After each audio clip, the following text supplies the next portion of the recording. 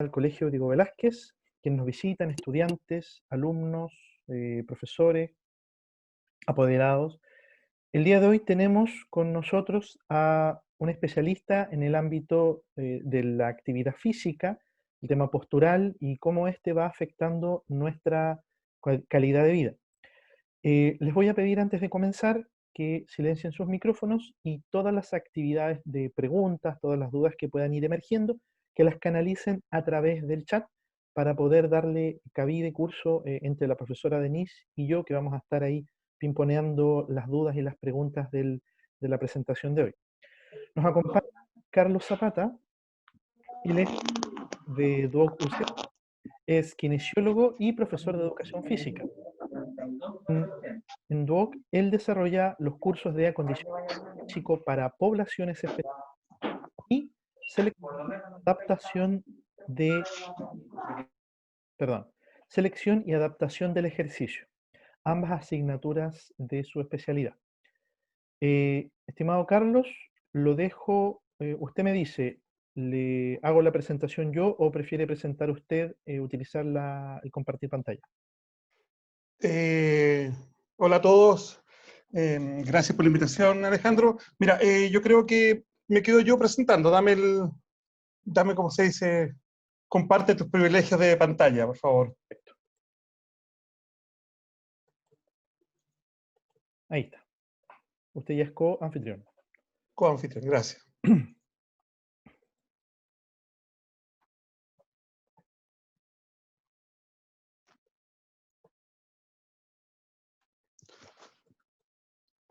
Ya. Bueno, como mencionó Alejandro, soy kinesiólogo, profesor de educación física y docente del DUOC UC de la sede de Viña del Mar. Y en esta institución de educación superior realizo la asignatura de preparación física o acondicionamiento físico para poblaciones especiales y selección y adaptación del ejercicio, que está muy de acuerdo con la charla que voy a dar ahora y que está muy contingente también con los tiempos. Yo creo que nadie se esperó nunca que nos iba a tocar vivir esta pandemia y el cambio que iba a provocar en nuestra vida, ¿ya? En nuestra vida de relación con los otros, en nuestra vida laboral, ¿cierto? Y llegó a estar con nosotros un buen rato y adelantó algunos procesos que ya se venían dando, como el tema del teletrabajo y quizás las clases remotas, a distancia, que también llegaron para quedarse en algunas asignaturas, en algunos temas, ¿ya? A nosotros también nos ha golpeado bastante ese, porque básicamente trabajamos en una asignatura, en una carrera que es práctica, y hemos tenido que migrar a las clases remotas y ha sido complejo también para los alumnos. Bueno, pero partamos el tema que nos convoca en este día, que es hablar de actividad física y la relación que tiene con el COVID-19 en relación a cuáles son los cambios que ha generado, ¿cierto?, en la condición física, y cómo esta mala condición física o esta alteración de la postura ha ido generando problemas musculoesqueléticos también. Y al final de la charla dar algunas tips, algunas recomendaciones para hacer ejercicio en casa. Quiero partir primero hablando de una conceptualización de lo que es la actividad física, ¿cierto? Porque todos hablamos de actividad física, hablamos de ejercicio, hablamos de entrenamiento, hablamos de deporte, pero muchas veces queremos decir lo mismo, ¿ya? A menos que sea alguien especialista en el área, que tiene claro cuándo es actividad física, cuándo es ejercicio, cuándo es entrenamiento y cuándo es deporte, el resto tratamos de hablar siempre, el resto trata de hablar del mismo tema, que es hacer una actividad física, y la actividad física la vamos a definir como cualquier gasto, cualquier acción motriz, ¿cierto? Cualquier acción motriz que genere un gasto energético, ¿ya? Eso lo definimos como actividad física. Y si hablamos de ejercicio, es la misma acción motriz, ¿cierto? Pero ya con una orientación determinada. ¿Ya? Esta tiene un objetivo determinado cuando se habla de ejercicio. Tenemos esta pirámide que es muy conocida, ¿cierto? Que nos dice más o menos la cantidad de veces que tiene las personas, lo que se recomienda, lo que recomienda la OMS en relación a lo que deben hacer las actividades físicas o la actividad física durante la semana, ¿cierto? tenemos en la cúspide de esta pirámide quien no se mueve, ¿cierto? Que no hace nada, ningún gasto energético, ninguna acción motriz, y se queda solamente con el gasto energético basal. Luego tenemos que se sugiere 2 a 3 veces a la semana, por ejemplo, bailar, karate, escalar, disfrutar de los hobbies que proporcionan fuerza y flexibilidad. Luego tenemos 3 a 5 veces a la semana, ejercicio aeróbico, fútbol, baloncesto, natación, andar en bicicleta y por último todos los días, por ejemplo, subir escalera, andar, correr, jugar con los amigos. Pero se ha simplificado esta concepción hoy en día, ¿cierto? Y ya no se habla tanto de las 2 o 3 veces por semana, de las 3 a 5 veces por semana o de todos los días que haga actividad física. ¿Por qué? Porque los individuos tienen, estos tiempos modernos han generado cambios en los hábitos de los seres humanos. Por lo tanto, a veces no tenemos tiempo suficiente para dar 3 o 5 veces a la semana. Entonces, es un cambio más que nada conceptual y cambiarlo en la mente, como lo digo yo a mis alumnos. Porque, sin embargo, si yo digo voy a hacer 150 minutos semanales, ¿ya? Me propongo hacer 150 minutos semanales, que es la base, que es lo recomendable, que se traducen a hacer media hora de ejercicios diarios, 5 veces a la semana. Por lo tanto, termino haciendo media hora de ejercicios aeróbicos, ¿cierto? Todos los días, o de lunes a viernes, por ejemplo, y no se nota que yo digo, no, voy a tener que ir 3 veces al gimnasio. Esos 150 minutos yo lo puedo dividir, lo puedo administrar como yo quiera y con las actividades que yo quiera, ¿cierto?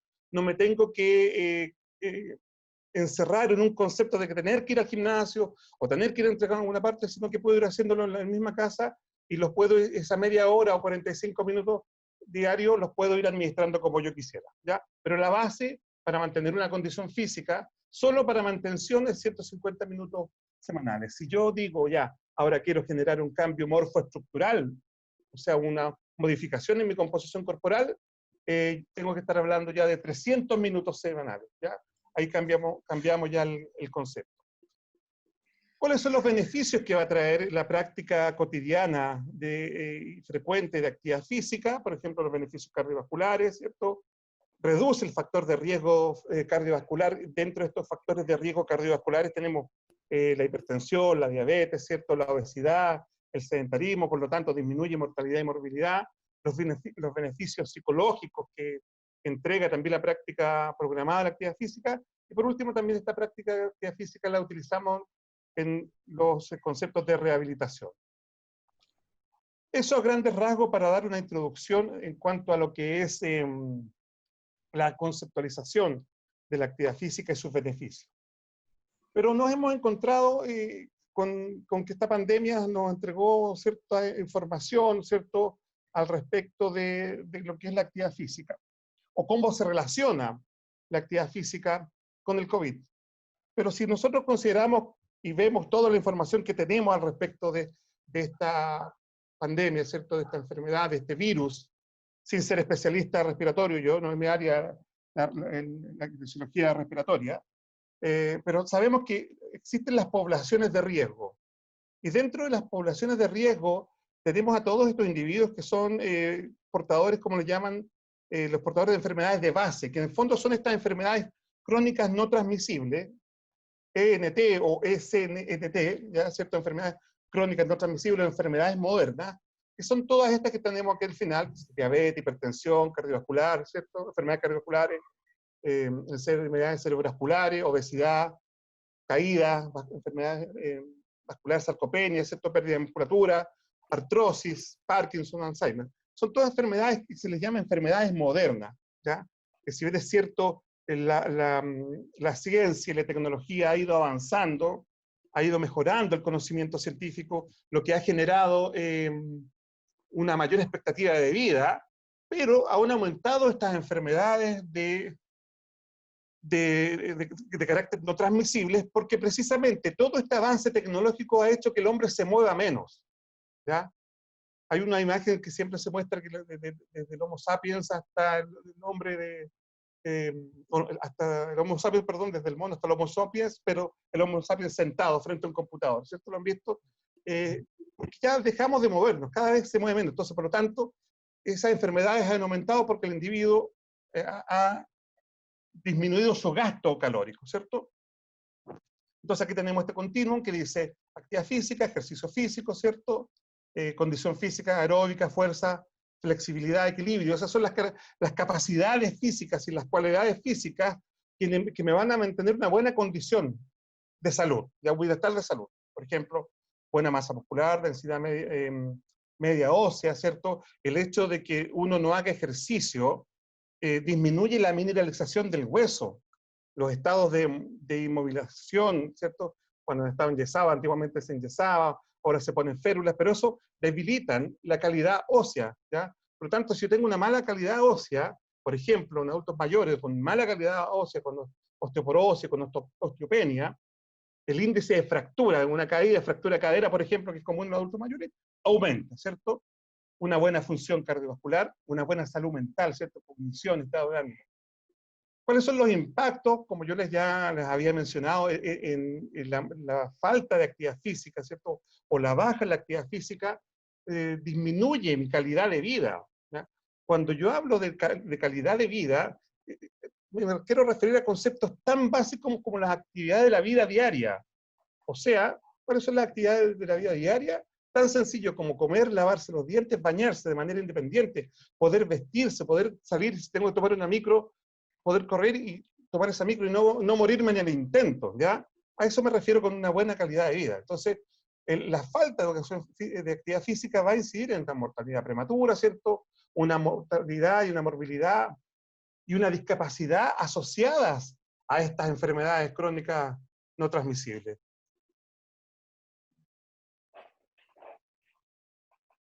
¿Con qué nos encontramos con este COVID-19, ¿cierto? Que la mayor tasa de letalidad lo tienen las enfermedades cardiovasculares, ¿cierto? Luego, esta otra pandemia que también no se ha considerado, que también es una pandemia, que es la diabetes, ¿cierto? También en segundo lugar, tercer lugar, enfermedades crónicas respiratorias, la hipertensión, el cáncer, ¿cierto? Pero la mayor tasa de letalidad la tienen las enfermedades cardiovasculares.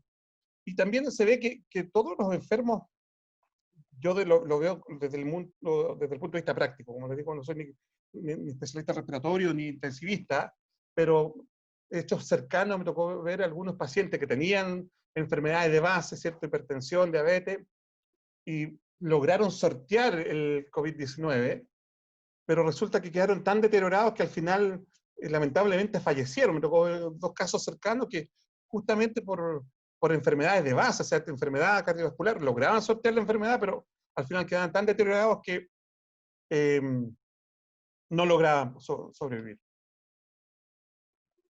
Los estilos de vida no saludables en relación, ¿cierto?, al contexto de aislamiento, porque eso es lo que en el fondo generó esto hecho del confinamiento, de las cuarentenas totales, ¿cierto?, que nos llevaron a encerrarnos a la gran mayoría, generó este cambio en lo poco y nada que se hacía actividad física.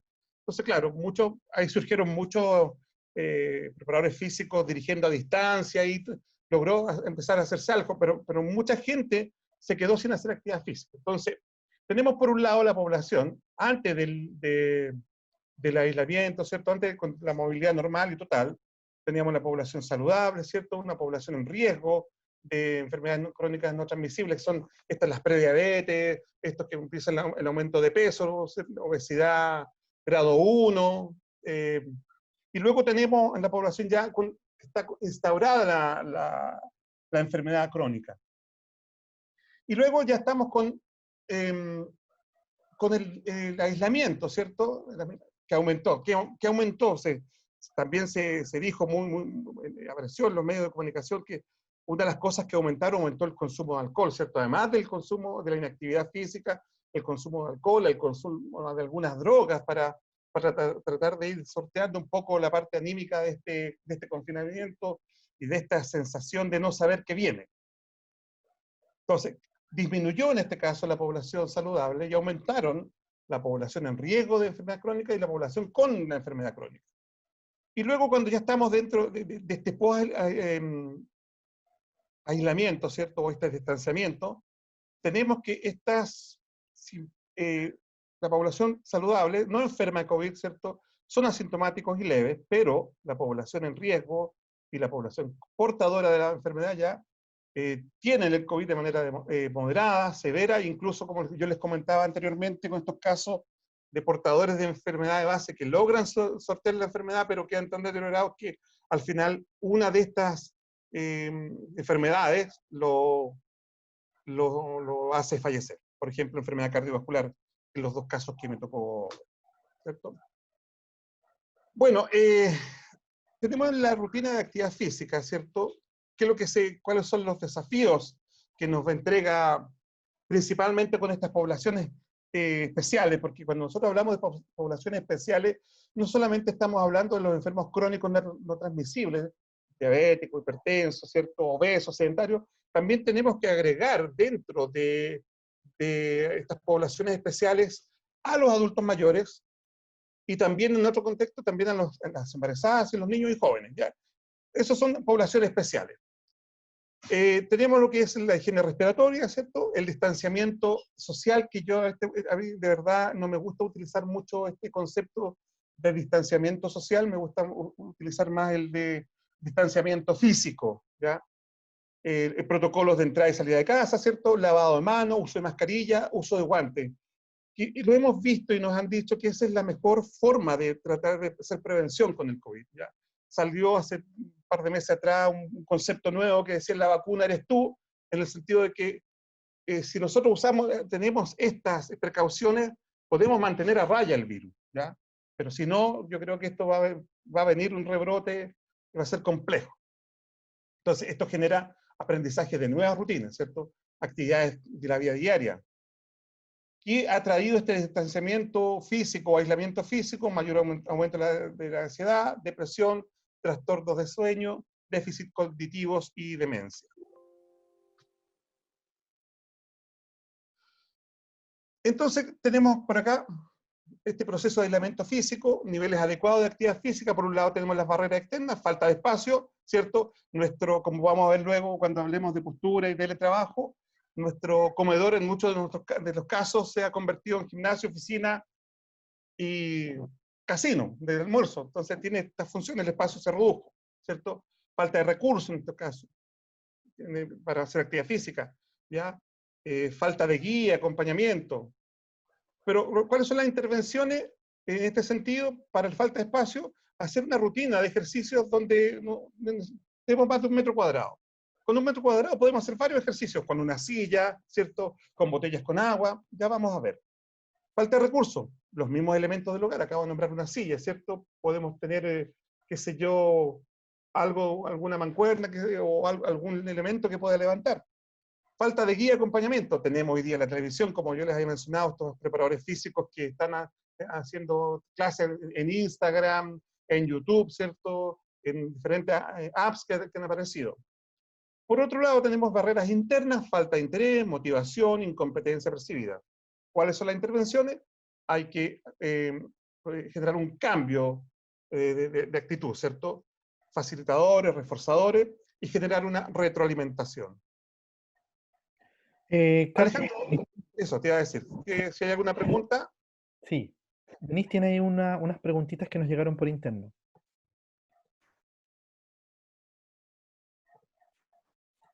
Denise, ¿está con el micrófono apagado? Ahí. Sí, tenemos las siguientes preguntas referentes a los profesores. ¿Cómo podemos hacer actividad física? ¿Qué tanto afecta a los jóvenes el sedentarismo? ¿Y qué ocurre con las personas que pasamos mucho tiempo sentados? Otras preguntas. A ver, la primera, ¿cómo podemos hacer actividad física? A ver, repíteme la primera, por favor, Denise. Vamos desde el principio. Los profesores, sí, los profesores o todos, ¿cómo podemos hacer actividad física? Ya. ¿Cómo podemos hacer actividad física? Hablando del contexto del confinamiento. Exacto. Ya. Claro, lo que pasa, como yo lo planteaba en una de las diapositivas, podemos hacer actividad física si no tenemos una guía. A ver, es lo que yo le digo a mi alumno. Hoy en día es fácil encontrar en las diferentes aplicaciones guías de actividad física. O sea, hay profesores o preparadores físicos que tienen canales de YouTube, Instagram, ¿cierto? O en Facebook que van haciendo clases online. Me puedo adscribir a una de esas. O puedo buscar en internet, ¿cierto? Alguna pauta de ejercicios, ¿ya? Que es un poco lo que voy a hablar yo ahora y lo voy a ver al final de esta diapositiva en cuanto a esa pregunta, que cómo se podría hacer actividad física, ¿ya? ¿Cuál es la segunda? Segunda, ¿qué tanto afecta a los jóvenes el sedentarismo? Uf, uf, mucho, mucho, mucho, mucho. Claro, porque en fondo el sedentarismo, junto con la obesidad, es la madre de todas las enfermedades crónicas, ¿ya? Esa es la base, o sea, el sedentarismo va a ser la antesala de cualquiera de estas enfermedades eh, crónicas no transmisibles. Pensemos en esta segunda pandemia que yo les nombré, que es la diabetes. La diabetes hoy en día no está pensada solamente o no está enfocada en adultos mayores o personas sobre los 35, 40 años. Hoy día encontramos diabéticos jóvenes, adolescentes, jóvenes de 20 años. Entonces, claro, la mala alimentación y la falta de actividad física. ¿Por qué? Porque los jóvenes, muchos, cuando yo hablé de la tecnología, han dejado de hacer mucha actividad física de producto de los videojuegos, entonces se han quedado en eso, ¿ya? Entonces, la falta de actividad física en los jóvenes influye en la enfermedad crónica no transmisible, pero también va a influir en su postura. Si están en un proceso de crecimiento, ¿cierto?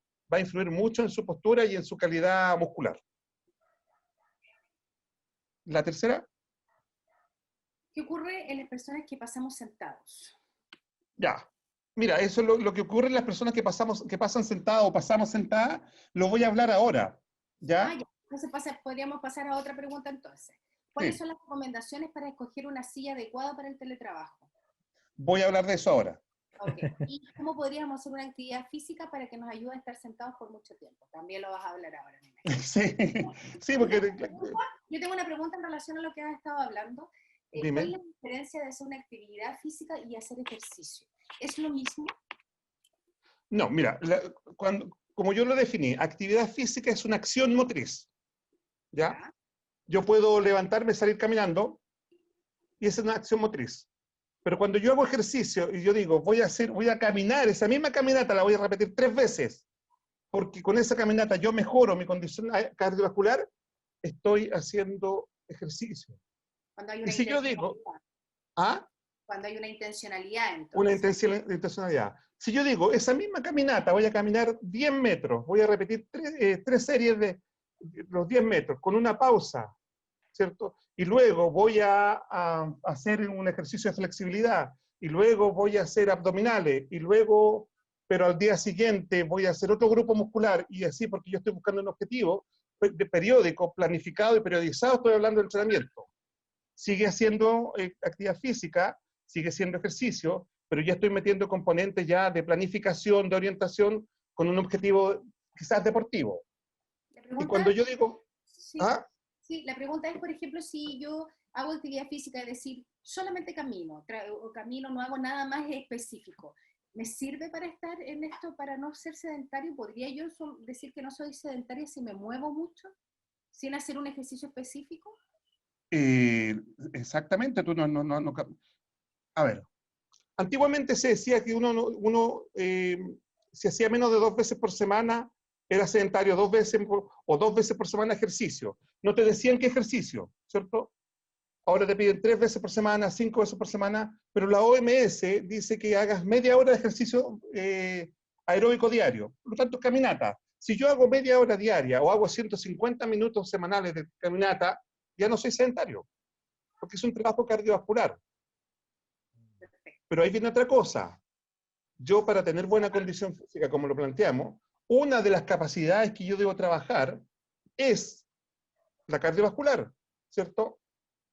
Pero para hablar de buena condición física también tengo que tener una calidad de fuerza, una buena condición física de fuerza. Debo tener flexibilidad, debo tener equilibrio, debo tener algo de coordinación, sin estar pensando en un ejercicio deportivo, sino que solamente la condición física básica. No sé si contesto con eso la pregunta. Así es. Vale, Carlos. Continuamos con la siguiente parte de la presentación. Bueno, como lo había dicho, la casa se convirtió en lugar de trabajo, ¿cierto? O el comedor, y los que no tienen escritorio o una sala de trabajo, y los espacios se redujeron. Y pasamos de estar mucho tiempo de pie haciendo clases, en el caso mío que yo tengo que hacer clases también, a estar mucho rato sentado. Y muchos pasaron al teletrabajo, y esto, como digo, va a traer alteraciones posturales. Ya esto venía, muchas de estas alteraciones posturales antes las sufrían mucho las personas que digitaban mucho, por ejemplo, secretarias o quienes trabajaban mucho frente al computador, ya tenían estas alteraciones posturales. Vamos a dar alguna conceptualización de qué es lo que es la postura. Kendall y Kendall definen postura como la composición de las posiciones de todas las articulaciones del cuerpo humano en todo el momento, ¿cierto? Andújar y Santoja definen postura correcta como toda aquella que no sobrecarga la columna ni a ningún otro elemento del aparato locomotor. Y definirán a la postura viciosa como la sobrecarga a las estructuras óseas, tendinosas, musculares y vasculares, ¿ya? Vemos acá la postura de un individuo. La postura está muy relacionada con la higiene, con la higiene o con la salud de la columna, ¿ya? La columna vertebral tiene 4 curvaturas: cervical, ¿cierto? Dorsal o torácica, lumbar y sacrocoxigia. Cervical, dorsal o torácica, lumbar y sacrocoxigia, ¿ya? Esas 4 curvaturas debieran estar presentes siempre para hablar de una buena postura o de una buena salud de la columna vertebral. El que existan estas 4 curvaturas hace que la distribución de la carga, porque la primera carga que nosotros nos vemos influenciados es la fuerza-gravedad, ¿ya? Por lo tanto, esa fuerza-gravedad, esa distribución, que se va a traducir en mi peso corporal también, debe estar en las 4 curvaturas para que se distribuya de manera equilibrada. Pero hay veces que una o 2 curvaturas desaparecen o aumentan. Por ejemplo, vamos a escuchar hablar de la hiperlordosis, o sea, un aumento de esta curvatura, o la hipercifosis, un aumento de esta curvatura, ¿ya? O una hiperlordosis cervical, o una pérdida de la curvatura de la columna cervical. Aquí, generalmente, quienes han sufrido, por ejemplo, lesiones de latigazo, que es cuando a uno lo chocan por detrás y se da la cabeza hacia adelante y vuelve hacia atrás, ¿ya? Y ese es un latigazo. Hay una forma de compensación que la columna queda recta. Se perdió esa columna, esa curvatura. Eso genera problemas, ¿ya? Por lo tanto, la columna está sometida a mucho estrés. Por lo tanto, vuelvo a insistir, dentro de lo que hablábamos recién, o sea, yo no saco nada solamente de hacer caminata. Si quiero tener una buena salud musculoesquelética, además de la caminata, tengo que agregar ejercicios de fuerza. No estoy hablando de levantar grandes pesos, pero haciendo ejercicios abdominales, ¿cierto? Planchas, ejercicios isométricos que me permitan mantener una buena estabilidad, porque si no tengo buena musculatura, el edificio, que es la columna, ya se va a ver sometido a mucho estrés. Por ejemplo acá, ¿cierto? Esa es la presión que se ejerce cuando tú inclinas la columna con algún peso, ¿cierto? O cuando, como vemos por acá, en 4, 5 y 6, cuando estás sentada, ¿cierto? La presión en kilos o en newton, depende de la medida que se esté utilizando, que se ejerce en la columna lumbar. Y principalmente entre L5 y C1, L4 y L5 es una zona de mucha tensión. Cuando hablo de L4 o L5 es lumbar 4, lumbar 5. Y S1 la sacra número 1. Carlos, disculpa, eso es, Dígame. la L4, L1 sería como a la altura del ombligo para tomar una referencia del cuerpo de uno mismo. Vamos a volver acá. Cuando hablo de L4, de L1 a L5, está de aquí a acá. Ah, perfecto, ya. ¿Ya? Más o menos claro, es el ombligo, por ahí están las lumbares. Esa Ya. es la zona lumbar. ¿Ya? Esa es la zona torácica, la relacionada con las costillas, y esa es la zona cervical relacionada con el cuello. Estoy seguro que muchos ahora que están viendo esto se están moviendo en su silla tratando de tomar conciencia de cómo están sentados. Estoy casi seguro. Claro, lo más probable, es un clásico eso. Ya, entonces tenemos acá una imagen que nos dice la carga en el disco. ¿Cuál disco? Este disco. ¿Ya? Esta es la función que tiene este edificio, por eso yo hablaba que es importante, cuando hablamos de la higiene postural o la salud postural, tenés que hablar de columna, ¿ya? Y muchas veces nos quedamos pegados en lo que es columna lumbar, porque es una zona donde recibe mucha tensión, mucha presión. Tendido supino, o sea, cuando uno dice supino acostado de espalda, mirando el techo, mirando el cielo, la carga en este disco es de 294 newton, ¿ya? Es de como 35 kilos. Pero si yo levanto 20 kilos flexionando mi columna con las piernas en extensión, este disco se somete a una tensión de 3.332 newton, o sea, como 300 kilos de presión. ¿Ya? Imagínate la presión. Entonces, fácilmente se puede producir una hernia. ¿Cuál es la hernia? Cuando este disco revienta. Yo siempre hago a mis alumnos, porque además hago anatomía en el dúo, y les digo del chicle Frechenap, y ahí digo un saludo al carnet, porque estos cabros no sé si existirá todavía el chicle Frechenap, ¿verdad? Pero yo creo que hay algunos de acá, muchos de acá que lo deben haber visto, que si yo presionaba el chicle Frechenap en el centro líquido salía. Lo mismo pasa con la hernia. Esto se llama núcleo pulposo. Entonces, si yo presiono, como está pasando acá, como esta presión que yo estoy levantando, podría reventar ese núcleo y salir, y generar una HNP. Más de alguno quizás tenga o conoce a alguien que tenga una hernia del núcleo pulposo y todos los problemas que eso trae, ¿ya? Entonces, por eso es importante tener cuidado con esto y tenerlo claro cuando uno hace fuerzas. Generalmente, como dice acá, hay que levantar los pesos con rodillas flexionadas. Esto es nuevo también, pues. Esto va con los tiempos. Ya no solamente sufre la columna lumbar, sino que está sufriendo también ahora la columna cervical, producto de esta manera de ir caminando o de estar con el teléfono, ¿cierto? A 0 grados, 4 o 5 kilos de presión. Cuando hablo es la presión que se siente en la columna, ¿ya? Equivalente a kilos. No es que me lleguen 5 kilos, sino que siento la presión de 4 o 5 kilos, ¿ya? A los 15 grados de flexión, ¿cierto? 12 kilos. A los 30 grados de flexión del cuello, 18 kilos. A los 45 grados, 22 kilos, mi gente. Y a los 60 grados de flexión del cuello, 27 kilos. ¿Te das cuenta? Hay dos zonas principales que sufren de hernias. La zona lumbar, ¿ya? Y las cervicales, ¿ya? Y estas son mucho más complejas. Cuando yo a mi paciente le digo, no que sea de vida o muerte, que te vas a morir, pues, no te vas a morir, pero te va a doler, te va a molestar. Y más aún porque los neurocirujanos te operan las hernias lumbares, pero no te están operando hoy en día, son muy pocos los que te operan las hernias cervicales. Por la forma en que tienen que entrar para operar, entran por delante, entonces los dejan así. Hay que hacer todo un tratamiento y de tratar de liberar un poco esa zona. Entonces, el paciente tiene que aprender a convivir con esta hernia cervical. No sé si habrá alguna pregunta hasta aquí, Alejandro. Sí, la profesora Jessica pregunta, es una pregunta para después, pero ¿qué ejercicio recomienda para la zona cervical para cambiar este dolor, esta postura? Yo creo que viene después esa pregunta. Sí, viene después, sí, viene después. Ya, perfecto. Entonces, profe Jessica, ahí le vamos a tomar ahí. Ya, entonces vamos a hablar un poquito de la ergonomía del puesto de trabajo, ¿ya?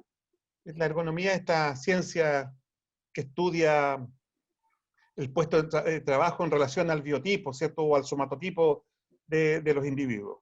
Voy a dar algunos tips para mejor manejo del puesto de trabajo, ¿cierto? Evite la torsión del cuello, o sea, que la pantalla del computador esté al frente suyo, ¿cierto? No que tenga que estar rotando.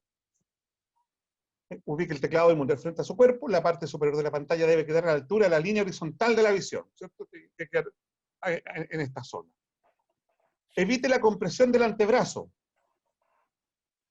Por eso vemos acá cómo se ponen estas esponjitas que están de repente que uno ni usa a veces, por hacer las cosas rápido, de repente llega y queda en esta posición, y eso puede generar problemas, y no sé, por una alteración, le puede aparecer ahí una lesión que se llama compresión del túnel carpiano, y también un poco complicada.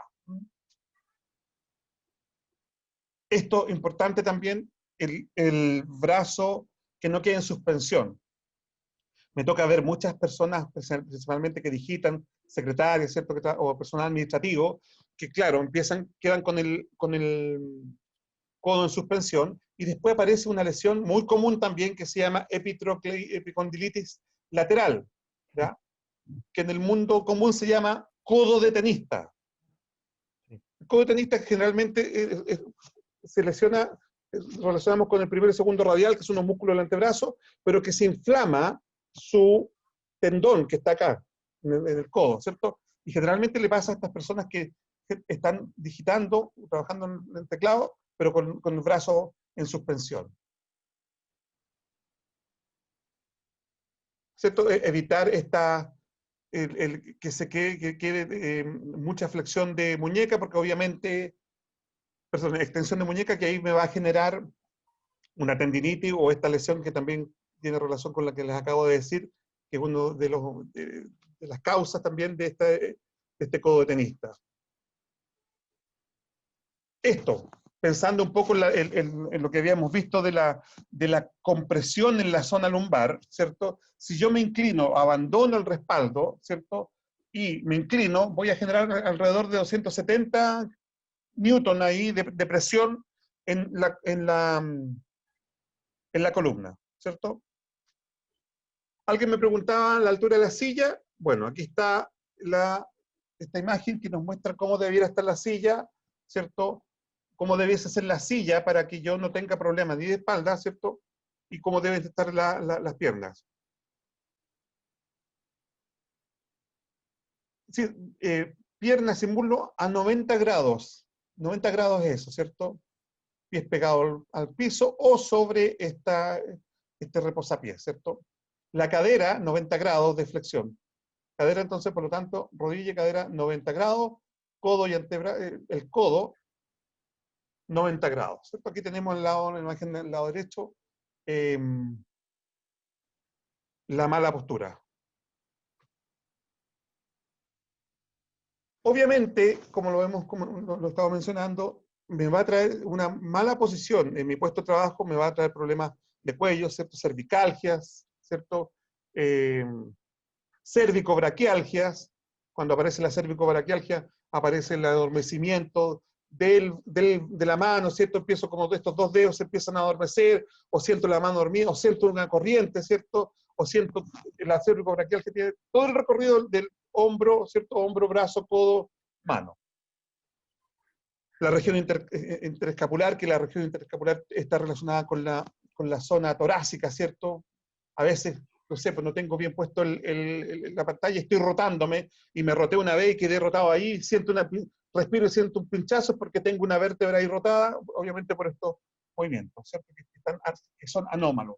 El hombro, ¿cierto? Si yo tengo el brazo en suspensión y elevo el hombro, me va a generar un dolor en la zona del manguito rotador, las lumbalgias, las tendinopatías de muñeca, ¿cierto?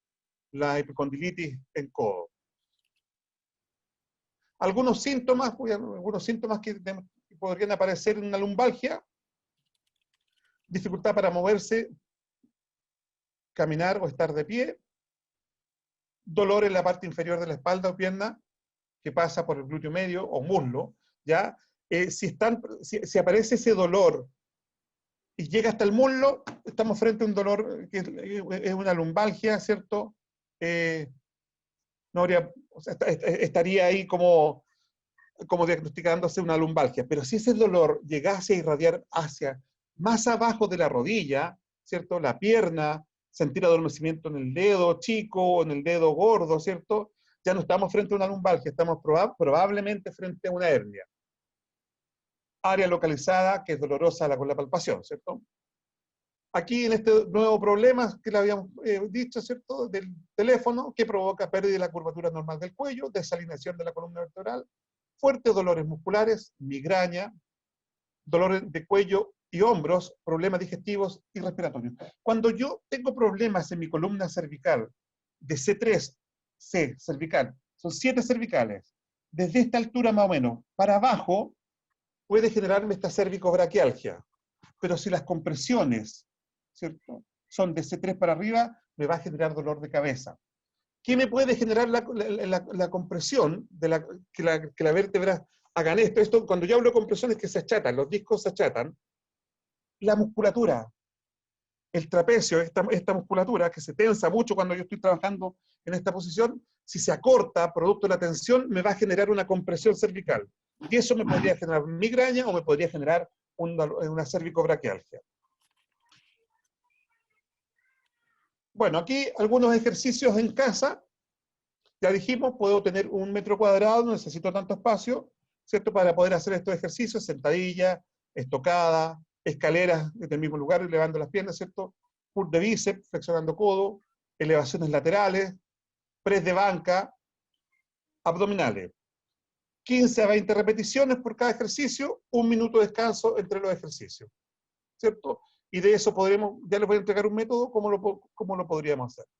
Aquí tenemos otro ejercicio para columna lumbar, ¿cierto? Dorsales lumbares, glúteos, peso muerto, ¿cierto? La sentadilla, tríceps, las planchas. Aquí tenemos ejercicios de cuello. Me voy a quedar aquí en el ejercicio de cuello. Cuando tengo problema en el cuello, lo importante que tengo que hacer 2 cosas. Una es elongar, si es el trapecio, estos músculos que están acá, los que están tensos, inclino hacia un lado con mi mano contraria, ¿cierto? Me inclino 30 tiempos, me inclino al otro lado 30 tiempos, elongo los dos porque son dos, uno cada lado, y ahí hago esa elongación.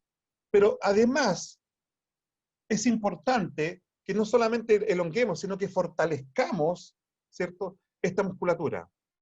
¿Por qué? Porque si yo estoy en esta posición necesito, vuelvo a recordar el concepto del edificio. El edificio, que es la columna, debe estar estable, estar firme. Y tengo un edificio que es cervical, uno que es torácico, uno que es lumbar. Por lo tanto, tengo que hacer ejercicio para esos 3 niveles principales para que estén estabilizados. Y aquí tenemos algunos ejercicios. Por ejemplo, una pared, pongo una toalla y empiezo a empujar hacia adelante. No voy a mover la pared, pero sí voy a generar tensión en el músculo. Y lo mismo en la musculatura contraria, este trapecio que hace extensión de cuello, empujo la toalla y genero tensión. Luego sentado, trato de inclinar hacia un lado, ¿cierto? Inclino hacia el otro o inclino hacia adelante y genero resistencia. Y ahí estoy trabajando esta musculatura que estabiliza Carlos, la... Dígame. una consulta. Entonces, la idea de ese ejercicio es como que uno vaya estirando el cuello al hacer presión hacia adelante, es un poco eso. Lo que estoy mostrando en este minuto, la imagen que es de fortalecimiento. Sí, perfecto. No sé si me ven. Esto que estoy haciendo, inclinando mi cabeza ¿Puedes dejar de compartir hacia el la lado. pantalla? ¿Ah? Ahí te vemos. Si dejas de compartir la pantalla, te podemos ver. Ya. Lo muestro entonces Al final. al final. Ya. Acuérdame de esa para avanzar. Este método que está acá, que sirve mucho para trabajar con poblaciones especiales, que es el 1x2x3. ¿Qué significa? Todos estos ejercicios que yo le mostré, estas pautas de ejercicio, estas imágenes, yo hago una serie, o sea, 1 minuto, ¿cierto? Hago 1 minuto de todos esos ejercicios, descanso 2 minutos y repito 3 veces. O sea, en el fondo son 3 series, cada serie es 1 minuto, y entre cada serie descanso 2 minutos. Y luego me cambio de ejercicio, y así estoy media hora, no más allá de media hora, porque eso generalmente para personas sedentarias, personas que están activándose o reincorporándose a la actividad física. Ya después puedo cambiar el método y cambiarme a algo más intenso, pero en esta etapa, o si soy portador de una enfermedad de base, es bueno hacer este ejercicio. 1 minuto de ejercicio, 2 de pausa y 3 series, ¿ya? Por cada ejercicio de los que usted elija, de los que yo les había mostrado. Muchas gracias.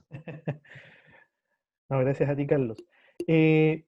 ¿Podríamos ver cómo era ese ejercicio que tú mencionaste del cuello? Porque te aseguro que aquí la mayoría de los profes, entre Ya. la espalda, la cola, todo eso nos va a servir un poquito. Ya, lo que pasa es que yo había dicho, cuando yo inclino hacia acá, estoy elongando.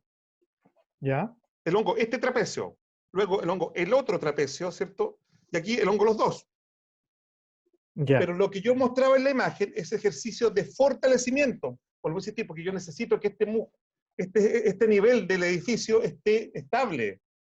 Porque si voy a estar en esta posición o voy a estar con el teléfono acá, necesito que esté estable. Entonces, ¿qué es lo que tengo que hacer? Fortalecer. ¿Cómo fortalezco? Pongo una toalla y voy a empujar, ¿cierto? Y me genera tensión. Eso se llama contracciones isométricas, ¿ya? Porque no hay movimiento, se está tensionando solamente el músculo. Luego lo mismo, trato de inclinar, ¿cierto? Y estoy fortaleciendo este músculo. Inclino un lado, inclino al otro, o trato de rotar incluso. Hago resistencia. Eso también lo puedo hacer con bandas elásticas, los mismos movimientos. Extensiones, ¿cierto? Inclinaciones con la banda elástica, flexiones con la banda elástica. ¿Ya? Pero eso tiene que ir asociado también a elongaciones. Sí. No sé si hay alguna pregunta más. Carlos, sí, yo, para profundizar un poco con la silla. Ya sabemos que tienen que tener una altura adecuada, pero hay sillas que son como para juegos, gamer. ¿Qué característica crees tú que debe tener? ¿Un buen respaldo? ¿Que sea ancha? ¿Que tenga asas? ¿Qué crees tú que...? O sea, un buen respaldo y que tenga, principalmente que te quede, te permita que el codo te quede a 90 grados, apoyado y a 90 grados, ¿ya? Que sea amplia, ¿cierto? Que sea cómoda, porque también piensa tú que hay músculos que están, el glúteo ahí está, puedes estar mucho rato sentado ahí y empieza problemas en el glúteo. De repente incluso ponerse cojines también, porque esta presión es importante, genera lesiones, tanta presión. Si no tiene buena amortiguación, es muy dura, te va a generar alguna presión ahí en los isquiotibiales, en la zona del isquion. Me imagino también que igual es importante una pausa activa, es decir, si llevamos mucho Exacto, tiempo sentados, ¿no? sí, hay que hacer pausa activa. Y algunos ejemplos de esta pausa activa, por ejemplo, llevo 3, 4 horas sentada, porque, por ejemplo, Maribel, que está escribiendo en el chat, dice que está desde las 9 de la mañana hasta las 13 sentada haciendo clase y es agotador para ella. ¿Qué Claro. le podemos recomendar para esa situación? ¿Qué le podemos recomendar? Mira, yo les digo a algunos pacientes cuando llegan con estos problemas de epicondilito, problemas cervicales, producto de estar mucho rato sentados, que vayan haciendo pausas cada una hora, ¿cierto? Es que depende cómo vas a distribuir tu horario de trabajo. No puede ser cada media hora ni una hora, pero si vas a estar 8 horas, por ejemplo, cada 2 horas irte haciendo ejercicio. ¿Qué ejercicio? Elongaciones de la musculatura del antebrazo, ¿cierto? Flexión de muñeca, extensión de muñeca, ¿cierto? Movilidad de hombro, movilidad de cuello, ¿cierto? Derecha, izquierda, arriba, abajo, ¿cierto? Te pones de pie, elongas, principalmente elongas, ¿por qué? Porque mucho rato sentado te va a generar acortamiento de los isquiotibiales. Los isquiotibiales son la musculatura posterior del muslo, ¿cierto? Si eso se acorta, músculo acortado isquiotibial me va a generar dolor lumbar. Por lo tanto, me paro y hago elongaciones. ¿Cómo me paro? Me paro y trato de tocar los pies, hasta donde llegue, a punta de pie, ¿cierto? Si tengo alguna colchoneta, ya que si estamos en la casa, tenemos alguna posibilidad de una colchonetita o algo blando, me hago ejercicios de Williams, o sea, ejercicios abdominales, ¿ya? Y así movilizo todas las articulaciones, pero principalmente mover porque esa te va a generar rigidez y te va a generar acortamientos. Mucho rato sentado te va a generar acortamiento de isquiotibial, y eso va a ser la causa de los dolores lumbares. Y eso también nos pasa cuando estamos mucho rato sentados y nos queremos parar y quedamos como ahí, ¿no es cierto? Claro. Podemos volver el Por eso es importante, te para y trata de tocar elonga los isquiotibiales.